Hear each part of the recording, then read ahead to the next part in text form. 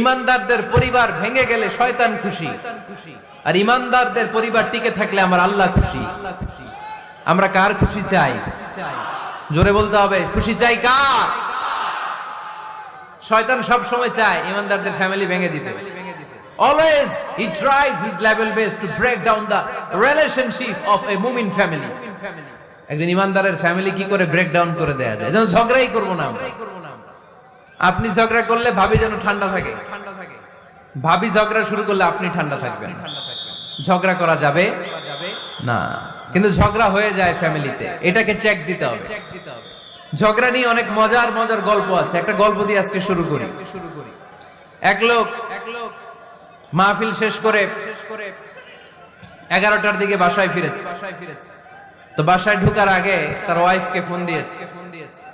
phone দিয়ে বলতেছে, এই মাহফিল শেষ, আমি কিন্তু বাসায় চলে